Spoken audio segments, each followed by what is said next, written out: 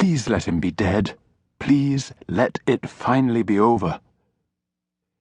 Anna McDougall set her basket down and knelt at her father's feet, praying to hear the news that would put an end to the war that had marked every day of her life. Literally. Anna had been born on a momentous day in the history of Scotland, the 19th of March, the year of our Lord 1286. The very day that King Alexander III had ignored the advice of his men and raced to Kinghorn in Fife on a stormy night to be with his young bride, sliding off a cliff and falling to his death on the way. The king's lust had left his country without a direct heir to the throne, resulting in 22 years of war and strife to determine who should wear its crown. At one time there had been 14 competitors for the throne, but the true battle had always been between the Balliol Cummin faction and the Bruces. When Robert Bruce took matters into his own hands 2 years ago and killed his chief competitor, John the Red Cummin, her father's cousin, he'd made a blood enemy of the McDougalls forever. Only their MacDonald kinsmen were despised as much as Robert Bruce. Bruce's actions had forced the McDougalls into an uneasy alliance with England. Even Edward Plantagenet was better than having a Bruce on the throne.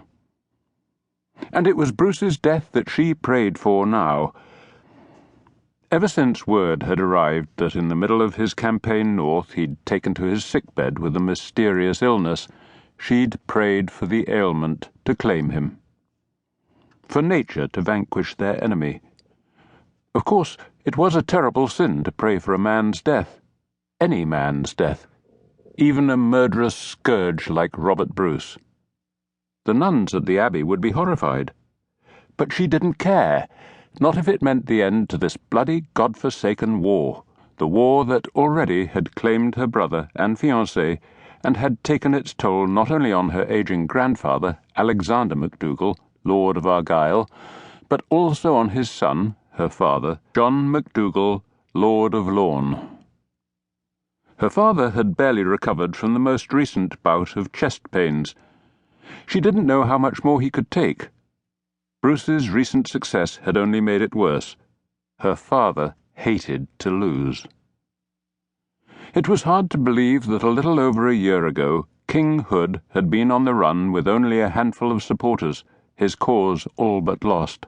But the fugitive king had returned and, thanks in large part to the death of Edward I of England, resurrected his bid for Scotland's throne. So, sinful or not, she prayed for the death of their enemy. She would gladly do the penance for her wicked thoughts if it meant protecting her father and clan from the man who would see them destroyed.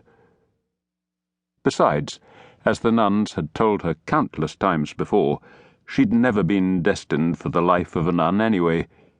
She sang too much, laughed too much, and most importantly had never been as devoted to God as she was to her family.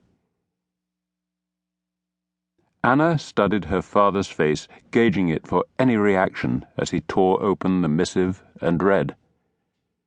In his anxiousness, he hadn't even bothered to call for his clerk. She'd been fortunate to find him alone in his sala, having just finished a council with his men. Her mother, usually found anxiously fussing at his side, had gone to the garden to oversee the picking of herbs for a new tincture suggested by the priest to help clear the bogginess from her father's lungs. She could tell right away that the news was not good. A dangerous flush reddened his well-lined face.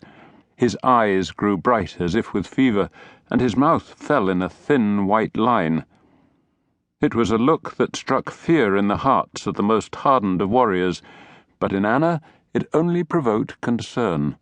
She knew the loving father beneath the gruff warrior's exterior.